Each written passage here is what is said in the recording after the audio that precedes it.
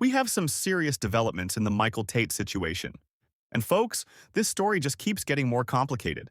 We've got police investigations, lawsuits, and some shocking new revelations that are going to blow your mind. So here's what's happening.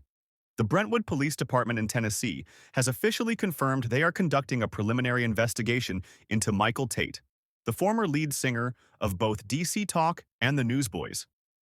This comes after multiple allegations of SA have surfaced against the Christian music superstar. The investigation was confirmed this week after alleged victim Sean Davis told People magazine, yes, People magazine, that he's actively working with police to press charges. And get this, Davis claims Tate may have up to 1,000 victims. Let that sink in for a moment. 1,000.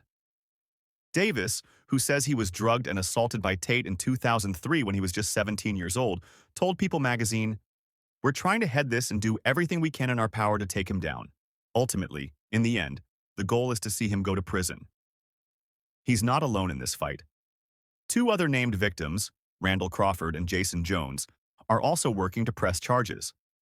Crawford says he was assaulted in 2000 after a decade-long friendship with Tate, while Jones alleges his assault happened in 1999. Now here's where this story takes an even more shocking turn. We're learning some new details about Tate's personal life that paint a very different picture of who this man was. According to comments that surfaced on YouTube and were quickly deleted but not before screenshots were taken, someone claiming to be the wife of Newsboys keyboardist Jeff Frankenstein revealed that Tate was engaged to be married just 8 months ago. 8 months ago. This same person described Tate as having multiple girlfriends over the years and being lazy and irresponsible and selfish at times, but said he hid what he was doing so well. She wrote, "I've been married to Jeff from Newsboys for 25 years. He's been in the band for 31 years now. Man, I am doing the same thing where I'm thinking back on Tate's actions and questioning them. I always chalked it up to him being eccentric and immature. He's such a charming, friendly guy that just showers everyone with love. He was always so nice to us and to our kids. They loved him. He was lazy and irresponsible and selfish at times. And Jeff actually talked to him many times to try to get him to shape up. We did not know what he was really doing. I know that's hard to believe from an outside perspective, but he hid what he was doing so well.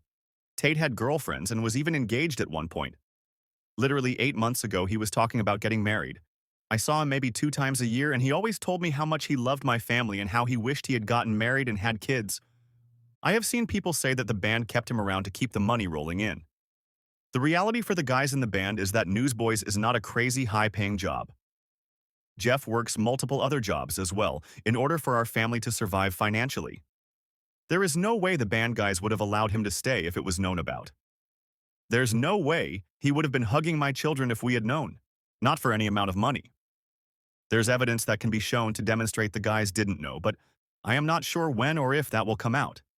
Please just pray over this situation. I know we are all cynical from seeing things like this play out in ministry over and over. Jeff and I are both pastors' kids who have had to heal from the harm the church caused us growing up and through our adult lives. So we get it, the disbelief. Pray for everyone involved. So many lives have been harmed by Tate's horrible actions. Think about the implications here, folks. If these allegations are true, we're talking about someone who was living a complete double life.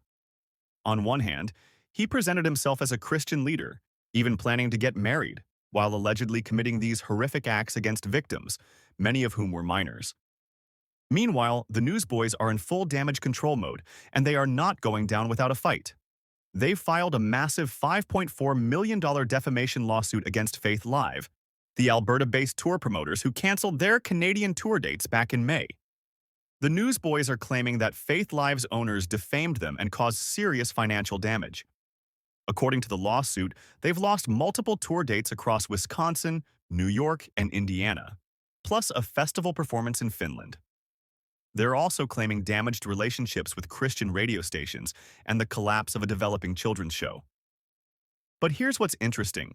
The lawsuit specifically states, "The reality is that the Newsboys never knew or had any reason to suspect that Tate was abusing drugs or engaging in any form of sexual assault or grooming behavior." They're doubling down on their innocence, presenting themselves as victims of Tate's alleged deception. But wait, there's more. Just 2 days after the Newsboys filed that lawsuit, the Roy's report dropped another bombshell investigation.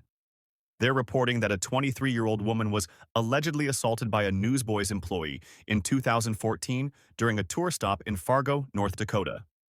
According to this report, Tate allegedly drugged this woman and then watched while a former Newsboys lighting technician assaulted her. Even more disturbing, multiple sources claim this incident was reported to the band's former tour manager, Steve Campbell, who allegedly covered it up. The Newsboys have placed Campbell on leave and say they're conducting an internal investigation, but here's the kicker. They reportedly haven't even contacted the victim or witnesses yet. The financial devastation is real, folks. The Newsboys lost their record deal with Capital Christian Music Group shortly after these reports surfaced. According to that YouTube comment from Frankenstein's alleged wife, being in the Newsboys is not a crazy high-paying job, and that Jeff Frankenstein works as a home inspector to support his family. Currently, the Newsboys have exactly one tour date left for the rest of the year, a show in Norway on August 24th. That's it. From one of the most successful Christian rock bands of the last 30 years to essentially being unemployed. Look, I want to be very clear about something here. These are still allegations at this point. Michael Tate hasn't been convicted of anything in a court of law, but the sheer volume of accusations, the consistency of the stories, and now the police investigation, it's painting a very disturbing picture. What gets me is this engagement revelation. If Tate was planning to get married just 8 months ago, what does that say about his mindset? Was he trying to create a facade of normalcy? Was he genuinely trying to change? Or was this just another layer of deception? And let's talk about the Newsboys for a minute. I understand they're trying to protect their livelihood and their reputation, but filing a $5.4 million lawsuit while victims are coming forward? The optics are terrible. It looks like they're more concerned about their bank account than they are about justice for potential victims. For anyone watching who might be a victim of SA, whether by Michael Tate or anyone else, please know that your voice matters. And for those of us in the Christian community, we need to do better. We need to create environments where victims feel safe to come forward, where accountability matters more than reputation, and where we prioritize people over profit. This story is far from over, folks.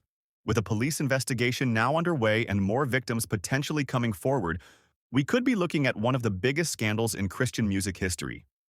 I'll be following this story closely and bringing you updates as they happen. Make sure you're subscribed so you don't miss anything, and let me know in the comments what you think about these latest developments. Until next time, stay informed, stay vigilant, and remember, the truth always has a way of coming to light.